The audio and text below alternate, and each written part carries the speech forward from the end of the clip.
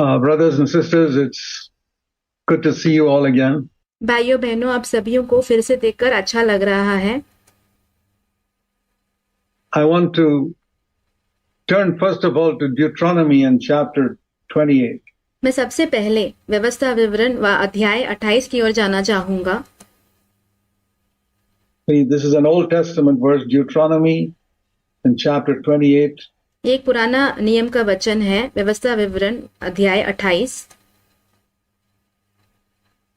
And it says here in verse 47, यहाँ पे वाक्य 47 में कहा गया है, this is what the Lord was speaking to Israel.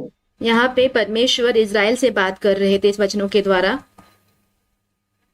Because you did not serve the Lord your God with joy and a glad heart for the abundance of all things, therefore you shall serve your enemies, whom the Lord will send against you, in hunger, in thirst, in nakedness, in the lack of all things, and he will put an iron yoke on your neck until he has destroyed you.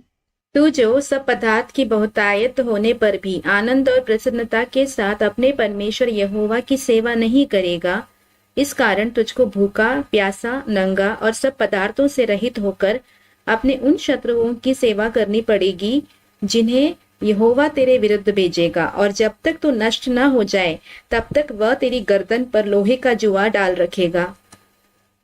It's not a threat. ये एक धमकी नहीं है। The Lord was telling the Israelites the importance of being thankful for the little things God has done for them. यहाँ पे परमेश्वर Israel जन से कह रहे थे कि जो छोटी सी छोटी चीजें परमेश्वर ने उनके लिए करके दिए हैं, उन चीजों के लिए धन्यवादी रहना कितना महत्वपूर्ण है। And to serve the Lord with joy. और परमेश्वर की सेवा आनंद के साथ करना। One of the biggest habits, worst habits of all human beings is to complain. एक सबसे बड़ी बुरी आदत जो कि सारे मनुष्यों की है, वो है शिकायत करना। Complain about this or complain about that. इस चीज के बारे में, उस चीज के बारे में शिकायत करना। Something or the other is wrong. कुछ ना कुछ गलत होता है। And there is no end to it. और उसका कोई अंत नहीं होता। Everywhere you go, in the office and when you travel or anywhere, people are complaining. जहाँ कहीं भी आप जाओ, दफ्तर में या तो फिर आप सफर कर रहे हो, हर जगह लोग जो है शिकायतें करते रहते हैं। And God's people must be different.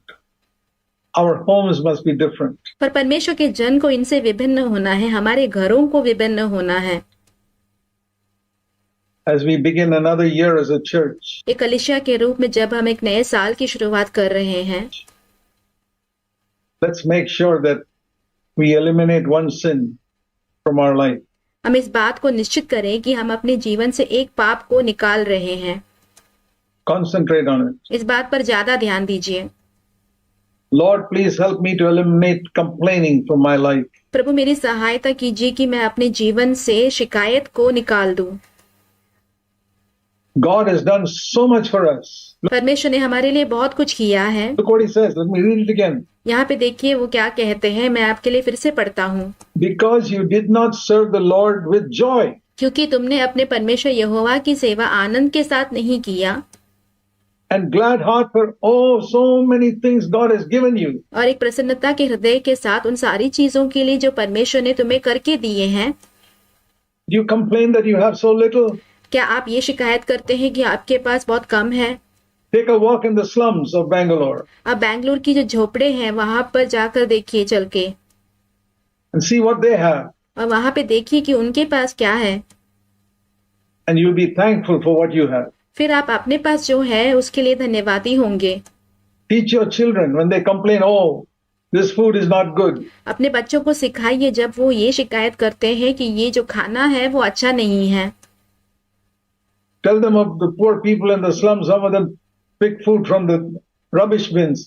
उन्हें कहिए कि कैसे जो झोपड़ों में रहने वाले जो गरीब लोग हैं कचरे के डिब्बों में से खाना निकालते In हैं order to eat. खाने के लिए।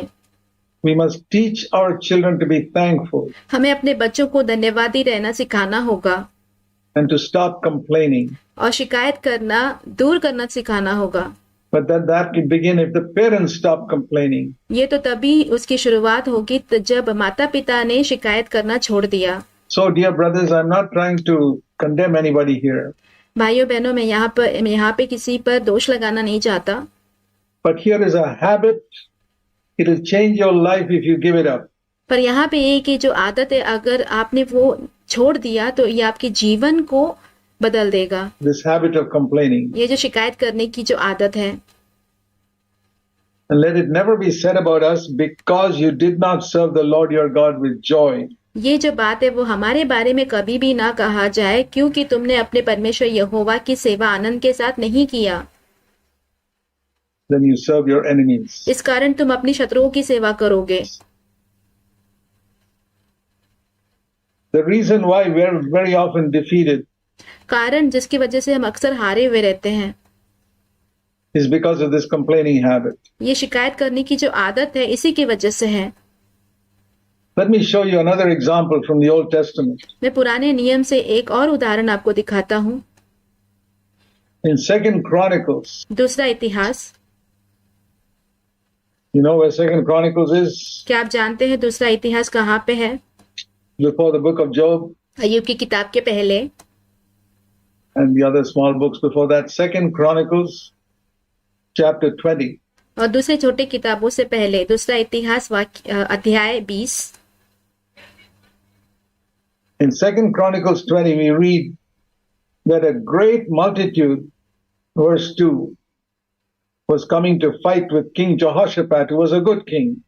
यहाँ पे दूसरा इतिहास 20वें अध्याय के दूसरे वचन में हम पढ़ते हैं कि एक बड़ी भीड़ जो है यहोशापात नामक राजा के खिलाफ युद्ध लड़ने आती है। यहोशापात एक अच्छा राजा है In Judah. यहूदा का, And he was so scared.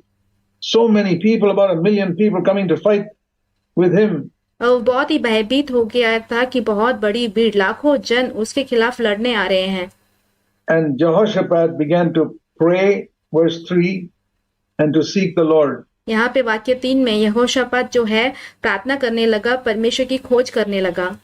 That's what we need to do यही हमें भी करने की जरूरत है when we face trouble जब हम परेशानियों का सामना करते हैं from all sides, and there may be trouble in the days to come. सारे तरफ से, और आने वाले दिनों में और परेशानियां आ सकती हैं।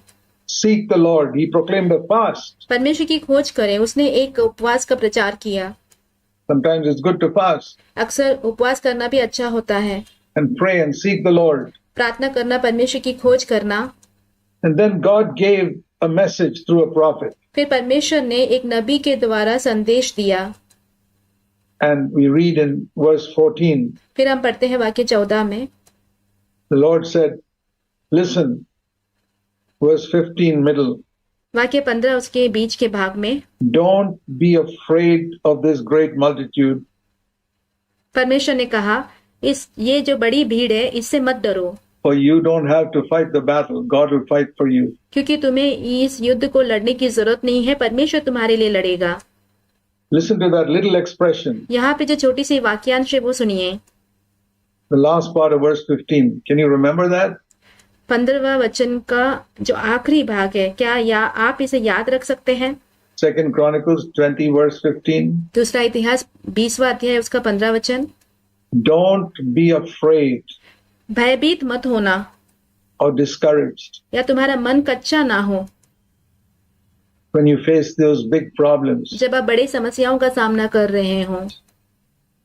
The battle is not yours, युद्ध तुम्हारा नहीं है but God's. परमेश्वर का है। Can you remember that? क्या आप इसे याद रख सकते हैं? The battle is not yours, but युद्ध तुम्हारा नहीं है, God's. परमेश्वर का है। God will solve the problem for you. परमेश्वर आपके लिए आपके समस्या का हल निकालेगा। So tomorrow go down against them. इसीलिए कल उन लोगों का सामना करना। And so you know what the king did? He said, तो आप जानते हैं यहाँ पे राजा ने क्या किया? you won't need to fight in this battle, verse 17. उसे पता था, वाक्य 17 में हम देखते हैं कि उसे इस लड़ाई को लड़ने की कोई जरूरत नहीं होगा, The Lord will fight for you. परमेश्वर तुम्हारे लिए लड़ेगा। I've experienced many times in my life मैंने अपने जीवन में बहुत बार ये अनुभव किया है I've been a Christian 64 years, and in many times in my life, I found the Lord has fought my battles for me. मैं 64 वर्षों से एक मसीही रहा हूँ और मैंने अपने जीवन में बहुत बार देखा है कि परमेश्वर ने मेरे लिए लड़ाइयाँ लड़ी है। I did not have to fight. मुझे लड़ने की जरूरत नहीं पड़ी। All types of enemies have come against me because I serve the Lord. हर प्रकार के शत्रु मेरा सामना करते थे क्योंकि मैंने प्रभु की सेवा की, इसलिए। The Lord has fought my battles for me. पर परमेश्वर ने मेरे लिए मेरे युद्ध लड़े हैं। So what did they do? The next morning, early morning, verse 20, how did they go against the enemy? फिर हम देखते हैं दूसरे दिन सवेरे उठकर वो शत्रुओं का सामना करने के लिए कैसे जाते हैं, वाक्य 20 में। Now, generally speaking, when people go to fight against the enemy in those days, they put the people with bows and arrows and all right in front. आम तौर पे कहा जाए तो उस जमाने में जब लोग युद्ध लड़ने के लिए जाया करते थे तो वो जो तीर कमान चलाने वाले जो लोग हैं उनको सेना के आगे रखते थे। Right in front. सबसे आगे रखते थे। People with bows and arrows, and those are riding horses and spears and all that. लोग जो तीर कमान चला सकते हैं, जो भाले चला सकते हैं, जो घोड़सवार हैं, उन लोगों को। But you know what Jehoshaphat did? पर आप यहाँ जानते हैं यहोशापात ने क्या किया? He had already heard from the Lord, you don't have to fight. The Lord is going to win this victory for you. So you know what he did? Listen to this. और उसने पहले से ही सुन लिया था कि तुम्हें लड़ने की, परमेश्वर ने उसे कहा था कि तुम्हें लड़ने की जरूरत नहीं है क्योंकि परमेश्वर तुम्हारे लिए लड़कर तुम्हारे लिए जय दिलाएगा। तो यहाँ पे सुनिए यहोशापात ने क्या किया। It says here, he right in the front of the army, he put those, verse 21, who sang to the Lord. तो यहाँ पे वाक्य 21 में हम पढ़ते हैं कि यहोशापात ने सेना के सबसे आगे उन लोगों को रखा जो कि यहोवा के गीत गाते हैं। No bows and arrows and spears and horses, no. कोई तीर कमान नहीं या भाले नहीं या घोड़सवार नहीं। People who were banging cymbals and raising their hands and praising the Lord. लोग जो झांझ बजाकर, अपनी तालियों को बजाकर परमेश्वर की स्तुति धन्यवाद गा रहे थे। The army had a whole lot of people in the front praising the Lord, saying, "Give thanks to the Lord," verse 21. हम वाक्य 21 में पढ़ते हैं कि सेना के सबसे आगे लोग जो है परमेश्वर की स्तुति गीत गाते हुए परमेश्वर को धन्यवाद कर रहे थे। And this is a very wonderful verse. When, verse 22, please. और ये एक सबसे अद्भुत वचन है, वाक्य 22। Remember this all your life. ये जो वचन है आप अपने जीवन भर याद रखिए। As soon as, when means as soon as they began to sing and praise the Lord, जिस समय वे गाकर स्तुति करने लगे, the Lord defeated all their enemies. उसी समय परमेश्वर ने उनके सारे शत्रुओं को हरा दिया। And they were routed and the enemies ran away. उनके जितने भी शत्रु हैं वो भाग गए। And verse 24, when they looked in the wilderness, they found that all of them the Lord had killed all of them and they overcame their enemies. और हम 24वें वचन में पढ़ते हैं, जब वो जंगल में जाके देखते हैं तो वो देखते हैं कि उनके जितने भी शत्रु हैं उन सारे शत्रुओं को परमेश्वर ने मार दिया है, हरा दिया है। How did they overcome the enemies? Not by fighting. वो लोग शत्रुओं पर विजय कैसे हुए? लड़ने के द्वारा नहीं, but by praising the Lord. पर परमेश्वर की स्तुति करने के साथ। It's a wonderful weapon.